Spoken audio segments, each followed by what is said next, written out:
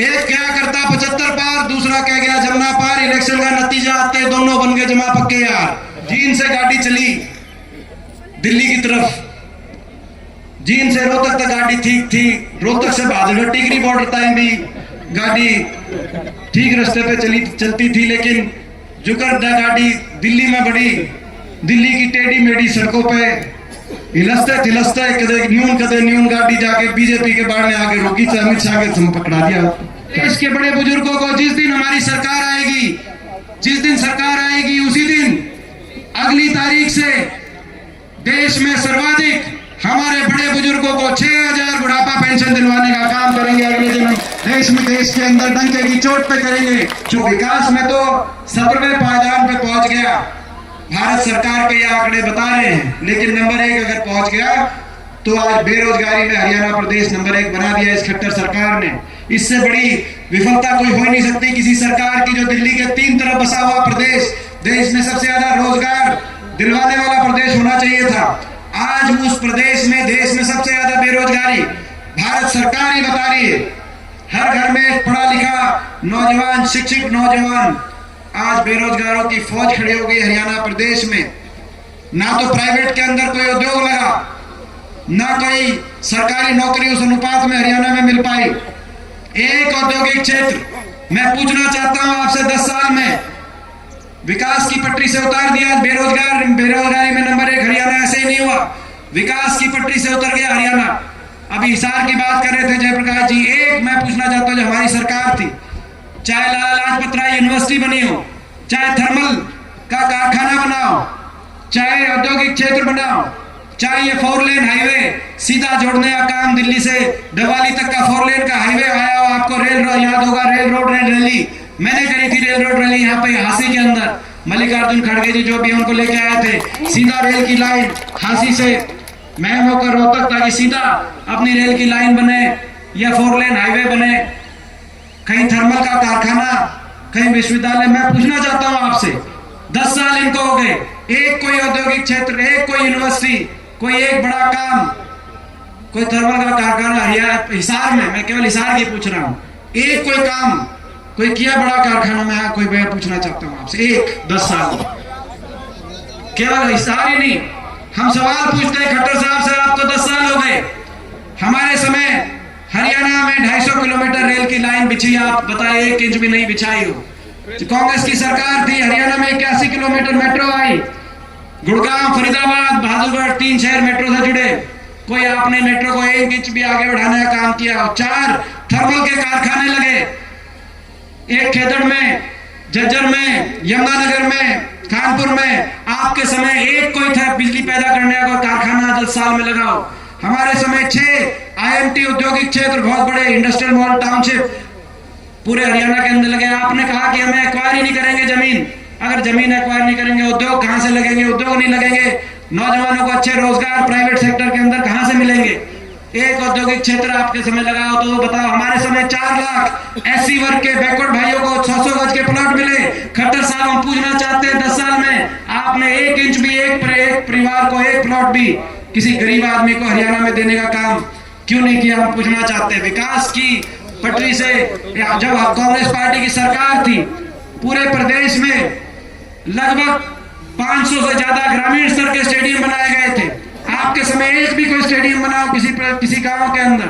हम पूछना चाहते हैं, उस समय 750 खिलाड़ियों को सीधा अलग अलग अच्छी पोस्ट पे नियुक्तियां दी गई थी ताकि पदक लाओ, पद पाओ, खिलाड़ी हमारा मान सम्मान बढ़ाए। हम पूछना चाहते हैं, एक हमारी खिलाड़ी को आपने कोई नियुक्ति पत्र? साक्षी मलिक हमारी बेटी आज से 6 साल पहले ओलंपिक में मेडल लेके 2 ही मेडल आए थे ओलंपिक में, PV संधू का, साक्षी मलिक का, पिछले ओलंपिक की मैं बात कर रहा हूं।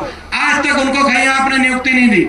इस ओलंपिक में हमारे जो मेडल आए 6, उसमें से 4 हरियाणा के हैं, चाहे नीरज चोपड़ा, चाहे बजरंग पुनिया, चाहे रवि दहिया, आपने उनको आज तक नियुक्ति नहीं दी। हमारे समय 750 खिलाड़ियों को नियुक्ति देकर देश में हरियाणा का नाम, हमारे खिलाड़ियों का गौरव हुआ था। आपने तो उन खिलाड़ियों को नियुक्ति तो छोड़ो, उनका कैसा अपमान किया आज पूरे देश ने देखा। हम पूछना चाहते हैं, इन्होंने ना तो हिसार में कुछ किया, ना हरियाणा में कुछ किया, विकास की पटरी से उतार दिया हरियाणा को। इसीलिए देश में सबसे ज्यादा बेरोजगारी, ना प्राइवेट सेक्टर के अंदर नौकरी, ना सरकारी क्षेत्र के अंदर नौकरी। ये भी एक और मैं कहना चाहता हूं, सरकारी क्षेत्र में 2 लाख नौकरी खत्म कर दी सरकार ने।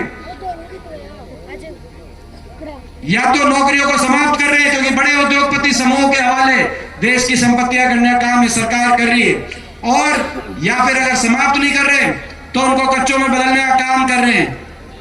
जय जवान जय किसान का नारा था, ना तो जय जवान छोड़ा, अग्निपथ योजना ले आए, कच्ची कर दी फौज 4 साल में वापस, और ना जय किसान छोड़ा। किसान आंदोलन में 750 किसानों की जान चली गई। किसी दुनिया के इतिहास में इस तरह का किसान आंदोलन नहीं हुआ आपके सामने। और ना जय नौजवान छोड़ा। देश में सबसे ज्यादा बेरोजगारी कच्चों में बदल दी। कहीं अग्निपथ योजना ले आए, कहीं हरियाणा कौशल निगम के माध्यम से बिना रिजर्वेशन के बैकडोर से कच्चों में, जिनकी कोई सरकार के अंदर पक्की नौकरी का कोई, और पूरे 5 साल एक और काम करते हैं, ये नौकरी निकालते हैं। पहले तो खत्म कर देते हैं, 2 लाख पद खत्म करती है, और कुछ नौकरी जो निकलती है 4 साल तक जो नौकरी निकलती है, या तो भर्ती घोटालों की, पेपर लीक घोटालों की भेंट चढ़ जाती है, एक आधी लिस्ट आती है, तो हरियाणा से ज्यादा उन लिस्टों में हरियाणा के बाहर के नौजवानों का नंबर आता है। मैं पूछना चाहता हूं सरकार से, 2019 में आपको याद होगा एसडीओ की लिस्ट आई। देश में इतिहास में किसी प्रदेश में ऐसा नहीं हुआ होगा, हमारे हरियाणा में हुआ। 80 में से 78 बाहर के, हरियाणा के 2 केवल एसडीओ लगे। उसके बाद 2021 में एसडीओ इलेक्ट्रिकल की लिस्ट आई, 99 में से 77 बाहर के, 22 हरियाणा के लगे। उसके बाद इस साल अभी असिस्टेंट प्रोफेसर टेक्निकल की लिस्ट आई, 156 में से 53 हरियाणा के, 103 बच्चे बाहर के लगे। अभी एचसीएस की लिस्ट आई, 36 बाहर के एचसीएस लग गए। एडीओ की लिस्ट आई, एडीओ की लिस्ट में तो 80% पदों पे कोई लगाया ही नहीं। जो भी एक लिस्ट आई आपने देखा, ये बाहर से बच्चे लग रहे हैं चारों साल। यहां तक कि बनाने जो एचपीएससी है, हरियाणा पब्लिक सर्विस कमीशन, उसके चेयरमैन भी आपको हरियाणा की 3.25 करोड़ जनता में से एक कोई पढ़ा लिखा आदमी ऐसा सक्षम नहीं मिला। और पूरे देश का इतिहास बन गया कि पूरे देश में एक हरियाणा प्रदेश में जो बच्चों को लगाने वाला जो कमीशन है, उसका चेयरमैन भी बाहर दूसरे प्रदेश से, आपने झारखंड से लगाने का काम किया। हरियाणा के बच्चे जो पढ़े लिखे शिक्षित बच्चे हैं, वो कहाँ जाएंगे? मैं पूछना आता हूँ, किसी दूसरे प्रदेश में तो हरियाणा के बच्चों को अवसर मिलता नहीं। वहां तो नियम है हरियाणा, राजस्थान जैसे प्रदेशों में कि 1% से ज्यादा बाहर के बच्चे लग ही नहीं सकते। लेकिन हरियाणा के बच्चों की लिस्ट, आपका बयान था खट्टर साहब कि हरियाणा वाले कंधे से ऊपर कमजोर हैं, ऐसा बयान और देने वाले व्यक्ति हरियाणा के मुखिया हैं। और आप अपने बयान को इन लिस्टों के माध्यम से, जो बच्चे हरियाणा के यूपीएससी में टॉप करते हैं, हरियाणा में 4 साल तक नंबर नहीं, आखिरी साल ग्रुप डी निकालते हैं। पिछली बार भी 2019 के इलेक्शन से पहले ग्रुप डी निकाली, आखिरी साल ग्रुप डी निकालते हैं और कहते हैं कि खर्ची पर्ची।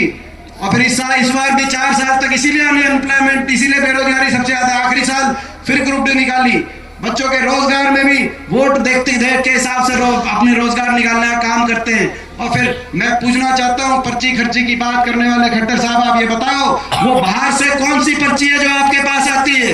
बाहर से कौन सी पर्ची आपके पास आती है जो हरियाणा के बच्चों को, हरियाणा की नौकरियों में उनका नंबर नहीं लगता? आज बेरोजगारी में हरियाणा नंबर 1, आज महंगाई में सीटी का जो भाई कह रहा है, उसमें क्या, आज बेरोजगारी ऐसी कि हरियाणा का नौजवान या तो बेरोजगारी से हताशा का शिकार, निराशा का शिकार, कहीं डिप्रेशन का शिकार, कहीं नशा बढ़ गया, हरियाणा में पहले नहीं हुआ करता, कहीं अपराध बढ़ गया, और कहीं घर बार बेचकर, अपना गिरवी लेकर, घर बार बेचकर और डंकी के रास्ते और जान हथेली पे रखे विदेश की तरफ अपना भविष्य खोजने पे। और विदेश में अमेरिका हो क्या आया, एक गांव से 50-50, 100 बच्चे एक गांव से वहां पर, और एक बार चले जाओ तो 20 साल तक वापस नहीं आ सकते, 15 साल तक नहीं आ सकते वापस, क्योंकि कागज वहां पे जाके, ऐसी स्थिति वहां पे, ये स्थिति होगी। सबसे ज्यादा पलायन आज हरियाणा से हो रहा है। खट्टर साहब, ये आपकी देन। देश में बेरोजगारी में नंबर 1 हरियाणा बना दिया आपने, देश में महंगाई में नंबर 1 हरियाणा, सबसे ज्यादा कर्ज, सबसे महंगी बिजली, क्योंकि अदानी से बिजली समझौता हमारे समय का रद्द करके आपने महंगा समझौता करवा दिया। सबसे महंगी बिजली आज हरियाणा में। बिजली के बिल मैं पूछना चाहता हूं आपसे, बिजली के बिल कितने आ रहे हैं आपको, मैं पूछना चाहता हूं। देश में सबसे महंगी बिजली, सबसे महंगा डीजल, पेट्रोल, रसोई गैस का सिलेंडर कहीं है तो हरियाणा के अंदर। सबसे ज्यादा महंगाई, सबसे ज्यादा बेरोजगारी और सबसे ज्यादा भ्रष्टाचार। भ्रष्टाचार के आधार पे सरकार बनी है, इसीलिए हम लड़ाई लड़ रहे हैं सरकार से, क्योंकि लोग नहीं चाहते थे सरकार को दोबारा बनाना। आपको याद होगा पिछली बार 2019 में लोकसभा में तो हम सारी सीट हार 10 की 10 सीट हार गए थे, लेकिन विधानसभा का जब नंबर आया तो बीजेपी ने नारा दिया, खट्टर साहब ने नारा दिया 75 पार। दिया था कि नहीं दिया था? मैं पूछना चाहता हूँ। दिया था जी। नारा दिया था बीजेपी जाएगी 75 पार। दूसरा नारा आ गया, दूसरा नारा आ गया जेजेपी पार्टी ने, दुष्यंत चौटाला ने, खट्टर साहब ने नारा दिया बीजेपी जाएगी 75 पार। जेजेपी पार्टी ने नारा दे दिया, बीजेपी ने भेजो जमुना पार। दिया था कि नहीं दिया था नारा? दिया था जी। जमुना पार। एक क्या करता 75 पार, दूसरा कह गया जमुना पार। इलेक्शन का नतीजा आते दोनों बन गए जमा पक्के यार। यह बात बनी कि नहीं बनी? बन गए पक्के यार। और बना दिए लोग, उन्होंने नहीं बनाई ये सरकार, विश्वासघात से बनी है ये सरकार। इस बात का दिल में दर्द है। 14 मंत्री थे इस सरकार के, 14। अगर 50 लोग इस सरकार से खुश होते 75 पार के नारे में, तो 14 में से 12 मंत्रियों को नहीं हराते। 12 मंत्रियों को लोगों ने दोबारा विधानसभा नहीं भेजने दिया। लोग इतने दुखी थे, जो मंत्री था वही, उसी को रोहतक से मनीष ग्रोवर हारे, तो नारनौल से, यहां से जो मंत्री थे वो यहां से उनकी परास्त हुई। महेंद्रगढ़ के अंदर जो मंत्री थे, सोनीपत के अंदर, हमारी सराना के अंदर, सारा मंत्रिमंडल 12 में से 14 में से 2 मंत्री वापस पहुंचे। लोगों ने तो बदल दी थी, लेकिन धोखा हो गया। जिस दिन नतीजा आया, मैं आपको याद दिलाना चाहता हूं, उस दिन मैं दुष्यंत चौटाला से पूछना चाहता हूं, आपने कैसा धोखा दिया ये लोगों को? आपने जब नतीजा आया तो अचानक में आपने लोगों से पूछा था कि क्या करना चाहिए, और लोगों ने एक स्वर में कहा था कि कुछ भी करना, लेकिन बीजेपी का साथ ना देना। कहा था कि नहीं कहा था? मैं पूछना चाहता हूं। उचाड़ा के लोगों ने कहा, आपने जमुना पार पे नारे मांगे, के वोट पे, नारे पे वोट मांगी, और उसके बाद उचाड़ा में ये बात कही। उचाड़ा से जब आप चले, जब ये दुष्यंत चौटाला चले उचाड़ा के अंदर, जींद में पहुंचे, जींद में प्रेस कॉन्फ्रेंस करी कि मैं उसका समर्थन करूंगा। बात वहीं बदल गई थी। जींद में जाके प्रेस कॉन्फ्रेंस करी कि मैं उसका समर्थन करूंगा जो 5100 पेंशन देगा और 75% फैक्ट्रियों में नौजवानों को रिजर्वेशन देगा। ना तो 75% रिजर्वेशन हुई, ना वो 5100 पेंशन हुई। आई की नहीं है वो 5100 पेंशन आई है क्या किसी के? जींद में आपने कहा 5100 पेंशन जो देगा, जो राष्ट्रीय दल, उसको समर्थन देंगे। हमने 31 विधायक लेकर दिल्ली में, हुड्डा साहब ने 31 विधायक,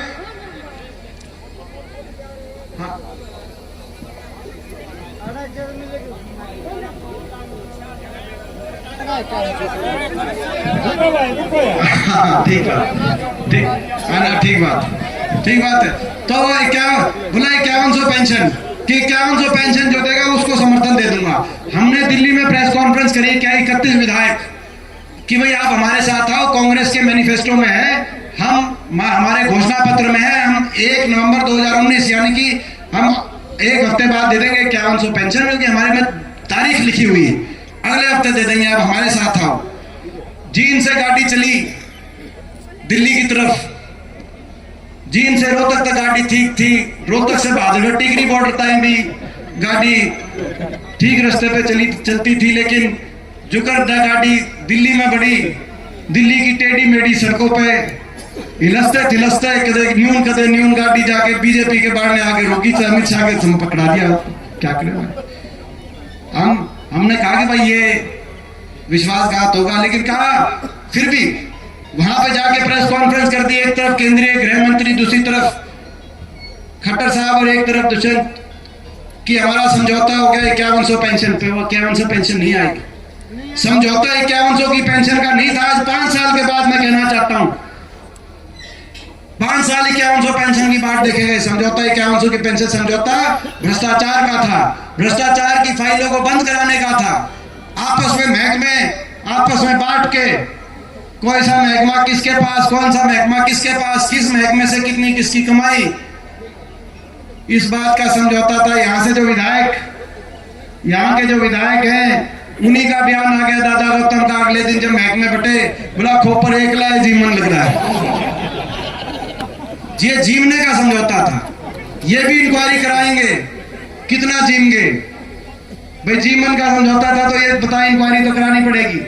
मगर जीवने का समझौता था, भ्रष्टाचार की फाइलों को बंद कराने का समझौता था। जो एक नारा होता था इनका, आपको याद है बीजेपी का, काला धन लाएंगे, सबके बैंक खाते में 15 लाख जमा कराएंगे। नारा बदल गया, नया नारा हो गया, जिसका काला धन पकड़ा जाएगा उसको बीजेपी शामिल कराएंगे। जैसे इनके भ्रष्टाचार की फाइल बंद कर दी जेजेपी पार्टी वालों को। एक कांग्रेस का भी हमारा विधायक था आदमपुर से, कुलदीप बिश्नोई, उसकी भी विदेशों में संपत्ति पकड़ी गई थी। वो भी केस बन गए थे बड़े लंबे चौड़े, राज्यसभा में वोट करके बीजेपी ज्वाइन, केसा का बेरा नहीं पाटा कित गए। समझौता नारा बदल गया, काला धन नहीं लाएंगे, काला धन जिसका ठाएगा उसमें बीजेपी शामिल कराएंगे और देश को भ्रष्टाचार से बैकडोर से मुक्त कराएंगे, ये नारा। तो आज आपके सामने है, आज भ्रष्टाचार में प्रदेश एक के बाद एक घोटाले, मुख्यमंत्री कार्यालय अधिकारी जमीन संपत्ति घोटाला, भर्ती घोटाला, धान घोटाला, शराब घोटाला, एक्साइज घोटाला, एक के बाद एक घोटाले, ग्वालपाड़ी का घोटाला गुड़गांव के अंदर आपके सामने, एयरपोर्ट घोटाला, ये जो एयरपोर्ट है ये घोटाला, ये प्रेस वाले दिखाते नहीं है, लेकिन ये हिसार में एयरपोर्ट के आसपास की क्या जमीन है, ये रजिस्ट्री भी आप निकलवा के देख लेना क्या चल रहा है। मगर हम तो लड़ाई लड़ते हैं। मगर ये मुझे दुख एक बात का है कि ये बेरोजगारी में, आज महंगाई में और भ्रष्टाचार में हरियाणा नंबर 1 बन गया, इसकी तो टीस है। लेकिन दुख इस बात का है कि सरकार के अहंकार में भी नंबर 1 बन गया हरियाणा। इतना घमंड, काम कुछ किया नहीं मगर घमंड इतना, हर वर्ग का अपमान करने का काम किया। किसान आंदोलन में 1 साल तक किसान बैठा रहा, किसान पे इतना अत्याचार, 750 किसानों की जान चली गई, 750 किसानों के घरों के चिराग बुझ गए, घर बर्बाद हो गए। लेकिन आज तक किसी बीजेपी के किसी छोटे से छोटे पदाधिकारी ने यह नहीं कहा कि भाई हमें दुख है, हम सहानुभूति प्रकट करते हैं। सहानुभूति प्रकट करने की एक लाइन आज तक किसी बीजेपी की तरफ से नहीं आई। क्या ये किसान देश के नागरिक नहीं थे? क्या दूसरे नागरिक के दुख को अपना दुख मानना किसी भी राजनीतिक पार्टी का कर्तव्य नहीं होता? अहंकार इतना, मनरेगा के मजदूर गए अपना मनरेगा की दहाड़ी भरवाने, उन मजदूरों पे लाठीचार्ज, और आज हम कहना चाहते हैं, ज्ञापन दे रहे थे मनरेगा के मैटो को भी पक्का करेंगे, दिहाड़ी भी मनरेगा की जो है पूरे साल मनरेगा लागू करेंगे और देश में सबसे ज्यादा मनरेगा का देने का काम कराएंगे हरियाणा के अंदर। उन पे लाठीचार्ज, हमारे सरपंच गए, सरपंचों पे लाठीचार्ज। आज मैं कहना चाहता हूं सरपंचों को, इस सरकार ने तो आपको लाठियां दी, लेकिन हमारी सरकार बनती आपके हाथ में कलम पकड़ाएंगे और कलम में ताकत देने का काम करेंगे, आपके अधिकार देने का काम करेंगे।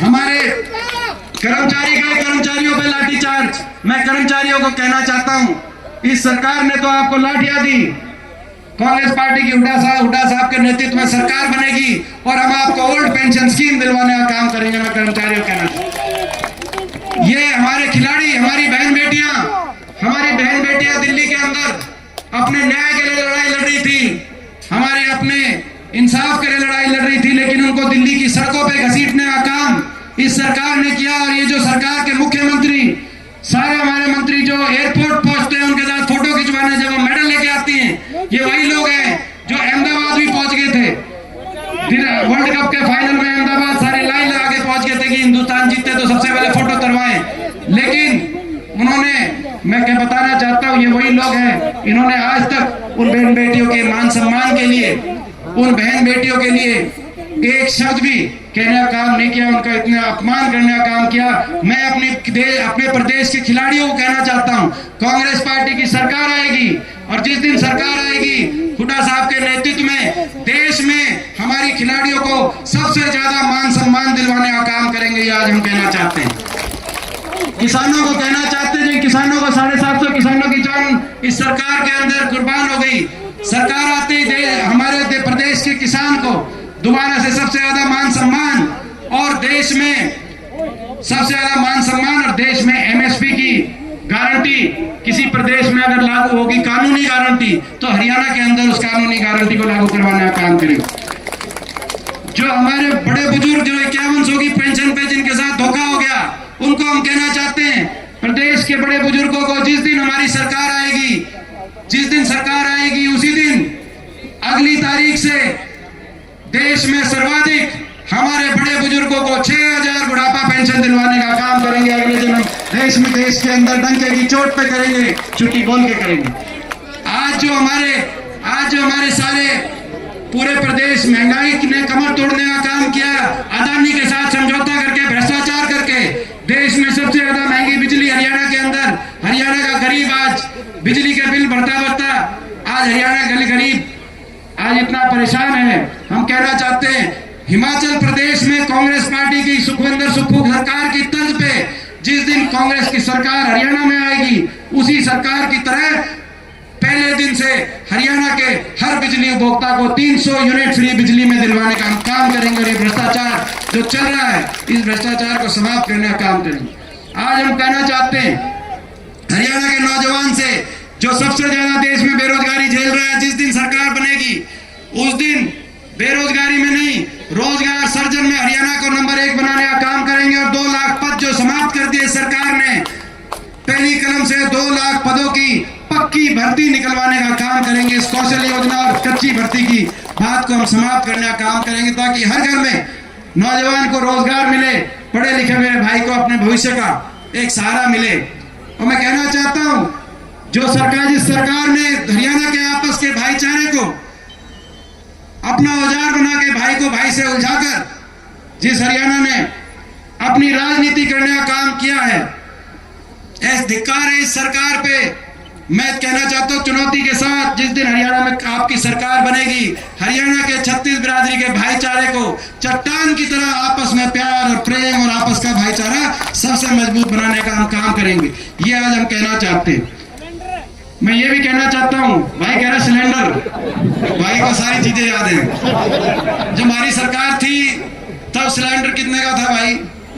400 का था। और ईव सिलेंडर 1100 तक भी हो गया, बीच में कम ज्यादा होता रहता है, मगर 1000 किलो में रहता है। तो भाई जो हमारी सरकार बनेगी, हमारी सारी काकी ताई सारी बैठी हैं, जब सरकार बनेगी पहली कलम से भाई सिलेंडर को हर हमारी महिला शक्ति, हर गृहिणी को 500 रुपए में सिलेंडर दिलवाने का काम करेंगे। ये हमारा संकल्प है, ये हमारे सारे संकल्प है। और हरियाणा को दोबारा से नंबर 1 विकास में, आपस के प्यार में नंबर 1 बनाने का काम करेंगे। हरियाणा दोबारा कितना नुकसान कर दिया, एक कोई बड़ी परियोजना हरियाणा में लेके नहीं आए, बड़ी बड़ी परियोजना खोस ली गई। यहाँ पे इंटरनेशनल एयरपोर्ट आता, जो 3 अपने जिलों के बीच में, हिसार, भिवानी और रोहतक, 3 जिलों के बीच में, हरियाणा के बीच में अंतरराष्ट्रीय एयरपोर्ट। दूसरा जो इंदिरा गांधी एयरपोर्ट के बाद अब नोएडा चला गया, जेवर, यूपी सरकार खोज गई, यहाँ मंजूर कराया था। हिसार के अंदर भी एयरपोर्ट मंजूर कराया था। ये 2 एयरपोर्ट आते कितना मैं समझता हूँ विकास की तरफ हमारा पूरा इलाका आगे जाता है, आप अंदाजा लगा सकते हैं। तो अभी लड़ाई लड़नी बहुत बाकी है, लेकिन मैं आपसे पूछना चाहता हूँ, आप सबसे दिल की बात मैं पूछना चाहता हूँ। भाई लड़ाई तो इनसे लड़ रहे हैं, और इनसे लड़ाई लड़ रहे हैं तो निशाने पे भी इनके हम रहते हैं। ये हर तरह के साजिश षड्यंत्र रचते हैं। पिछली बार लोकसभा चुनाव में मेरे खिलाफ हर तरह का षड्यंत्र इन्होंने रचा कि वापस लोकसभा नहीं पहुंचना चाहिए।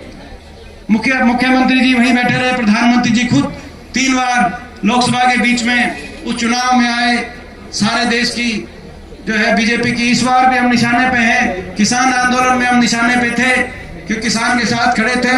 महिला खिलाड़ी आंदोलन में हम निशाने पे हैं। सारी देश की बीजेपी निशाने पे लेती है। आरोपी जो है आपको पता है, जो मुख्य आरोपी है वो किसका नाम लेता है तो हमारा नाम लेता है, हम इनके निशाने पे रहते हैं। लड़ाई इनसे लड़ रहे हैं, इनके पास बहुत कुछ है, साजिश है, षड्यंत्र है, सत्ता बल है, दिल्ली में सरकार है, चंडीगढ़ में सरकार है, मुख्यमंत्री है, उप मुख्यमंत्री है, मीडिया बल इनके पास है, तंत्र बल इनके पास है, धन बल इनके पास है। हमारे पास इस लड़ाई में कुछ है तो आपका आशीर्वाद है। मैं आपसे पूछना चाहता हूं भाई, उस आशीर्वाद में कमी तो नहीं छोड़ोगे भाई? मैं आपसे पूछना चाहता हूं, ये आप मानना मेरी बात थारा बाड़ा खुद हमने एक बात बताने आया हूं, मेरी बात आप मानना और दिल पे सोच के आप रखना। जब मैं आपकी लड़ाई लड़ रहा था संसद में, हरियाणा में 15 सांसद है, 14 बीजेपी के, पिछली बार 13 बीजेपी के थे, पिछली बार तो 2 थे विपक्ष में, एक मैं था, एक दुष्यंत था 2014 से 19 तक। इस बार मैं अकेला था। 10 लोकसभा के हमारे एमपी हैं, 5 राज्यसभा के, 14 बीजेपी के। कितना अकेलापन मैंने महसूस किया होगा जब मैं आपकी लड़ाई वहां पर जब आप तो टीवी में देखते हो कि मैं किसान आंदोलन पे बोला, मैं खिलाड़ियों के साथ पक्ष में बोला, मगर जब मैं बोलता हूँगा और सारी बीजेपी दूसरी तरफ क्या क्या कहती होगी, कोई देशद्रोही बताता था, कोई कुछ बताता था, मैं कहता था कि भाई आप जो है 20 साल से मैं भी देश की सबसे बड़ी पंचायत का सदस्य हूँ, शायद मेरी उम्र में इतना अवसर किसी ने नहीं मिला, लोगों ने मेरे को बहुत आशीर्वाद दिया है, मैं आप सबका धन्यवाद करता हूँ। लेकिन कितना अकेलापन महसूस होता होगा, आप उस बात का अंदाजा लगाओ। मेरा क्या कसूर था? अब मुख्यमंत्री जी हर रोज मेरे खिलाफ बोल रहे हैं, मेरा क्या कसूर है? मैं पूछना चाहता हूँ। मैं आपकी लड़ाई लड़ता हूँ, ये कसूर है मेरा? मैं चुप हो जाऊं? मैं इनके सामने आया, मैं लड़ाई लड़ूं? मैं आपसे पूछना चाहता हूँ, अगर आपका हौसला होगा, आपका आशीर्वाद होगा, भाई मैं पूछना चाहता हूँ, मैं अकेला वहां मैंने महसूस किया था, मना अकेला तो नहीं पड़न दोगे? मैं आपसे पूछना चाहता हूँ। अब भाई ये हरियाणा को बचाने की लड़ाई है, हरियाणा के नौजवानों के भविष्य को बचाने की लड़ाई, हरियाणा के किसान को, मजदूर को, गरीब को बचाने की लड़ाई है। और इस लड़ाई में नारनौंद हल्का ये वो हल्का है जिससे मुझे सबसे ज्यादा उम्मीद है, नारनौंद हल्के से। ये हल्का जो है मेरा, जब जयप्रकाश जी उपचुनाव लड़ रहे थे उस समय मेरी ड्यूटी लगी थी, तब यहाँ हल्के में एक गांव में मैं गया, मगर यहाँ इस हल्के से कोई आज का संबंध नहीं है। इस हल्के से बहुत पुराना हमारा पारिवारिक संबंध है। 1952 और 57 में जब पहले लोकसभा चुनाव हुए तब ये रोहतक लोकसभा का हल्का था, और यहाँ से सबसे ज्यादा लीड जब मेरे दादाजी चौधरी रणबीर सिंह हुड्डा जी ने चुनाव लड़ा, तो उस समय पूरे रोहतक लोकसभा क्षेत्र में नारनौंद हल्का आता था, सबसे ज्यादा लीड यहाँ से, सबसे ज्यादा आशीर्वाद आपने दिया। हमारा बहुत गहरा पारिवारिक संबंध है, ये हमारा हल्का है, ये अपनेपन। और यही कारण था, यहाँ से विधायक नहीं लेकिन काम कहीं ये बास गांव में। मैं पूछना चाहता हूँ, जब मौका मिला तो भाई गांव को आदर्श गांव बनाकर करोड़ों रुपए की ग्रांट से पूरे गांव की स्थिति सुधारने के लिए बिना हमारे विपक्ष के विधायक की कोशिश करी थी कि नहीं करी थी? मैं पूछना चाहता हूँ। चाहे वो आदर्श गांव की बास में बात हो, चाहे स्टेडियम, चाहे गांव के अंदर अस्पताल बनवाने की बात हो, पीएचसी, चाहे गांव के अंदर बिजली घर बनवाने की बात हो, मैं और पूरे हल्के की बात, दिन और रात लग के केवल अपनेपन में। भाई हमारे देखो, चाहे छोटूराम कहा करते कि भाई अपना पहचान ले, अपना पराई की पहचान कर ले, बोलना सीख ले। भाई मैंने न्यू बताओ, तुम अपना पहचान गया कि नहीं पहचान गए? न्यू बताओ भाई, जितना अपनापन हुड्डा साहब के दिल में इस हल्के के लिए है, मेरे दिल में इस अपने हल्के के लिए है।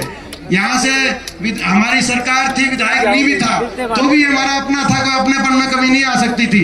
यहाँ से तुम ताकत तो देके देखो, यहाँ से एक बार इस ईमानदारी की लड़ाई में साथ तो देके देखो। अगर हरियाणा के अंदर यहाँ से आप जिम्मेदारी ले लो, नारनौंद की जिम्मेदारी आप ले लो, हिसार की जिम्मेदारी आप ले लो, बाकी जिम्मेदारी आप मेरे पे छोड़ो, हरियाणा के अंदर आपकी सरकार बनवाने की जिम्मेदारी। भाई देखो, पीछे से जो वार होंगे, ये समझौता तोड़ के फिर आएंगे। इनका समझौता तोड़न का भी समझौता हो गया, कोई इनेलो के टिकट पे आएगा, कोई जेजेपी की टिकट पे आएगा, बैकडोर समझौते बीजेपी के साथ। जितने विधायक आएंगे जाके बीजेपी को समर्थन करेंगे, साजिश होगी, षड्यंत्र होगी, पीठ पीछे से वार होगी। मैं एक बात कहना चाहता हूँ, काम आपस में बांटने पड़ेंगे। भाई कड़ पाछे की जिम्मेदारी थारी, और जड़े छाती अड़ाने की जरूरत होगी तो थारे भाई छाती अड़ा देंगे थारे खातर। मगर साजिश और षड्यंत्र में चीटिंग मत करने देना किसी को। ये जो जन भावना, बीजेपी की सरकार बदल के भी आज बीजेपी की सरकार ये किसान आंदोलन और खिलाड़ी आंदोलन नहीं देखना पड़ता है, उसके बावजूद भी देखनी पड़गी। ये चीटिंग है, ये राजनीतिक विश्वासघात है। कल को मैं कुछ कह रहा हूं आपसे, मैं कह सकता हूं कि भाई कल मेरा स्टैंड कुछ और होगा, तो उसका क्या कौन जवाब है? फिर उसका कोई, मैं समझता हूं कि ऐसी राजनीति आज कोई बात नहीं, अकेले लड़ाई लड़नी पड़ी है, लेकिन अपना सर उठा के लड़ाई लड़ी है। किसी के सर सामने सर ये झुक नहीं सकता, कदम पीछे हट नहीं सकता। मैं आपसे कहना चाहता हूं भाई, इन चीटिंग वालों को, भाई पीछे से कोई चीटिंग करना है, मेरी बात समझ गया कि नहीं समझ गया जो मैं कह रहा हूं? क्योंकि ये चीटिंग करके, ये खट्टर सरकार ये इसी उसमें है कि भाई क्यों चीटिंग करके दोबारा से इनने भी मेरा है कि भाई अगर सारे प्रदेश का किसान, मजदूर, नौजवान, कर्मचारी, व्यापारी अगर एक साथ चलेगा तो कोई रोक नहीं सकता प्रदेश में बदलाव के। लेकिन चीटिंग करने की कोशिश कर सकते हैं। तुम चीटिंग तुम मत करने देना, बाकी लड़ाई दिन और रात लगे हुए हैं, बाकी लड़ाई तुम चिंता मत करना। मैं इन्हीं शब्दों के साथ आज भाई बहुत बहुत, और भाई 2 दिन के बाद नया साल है, तो भाई हैप्पी न्यू ईयर भाई, नए साल की बहुत बहुत।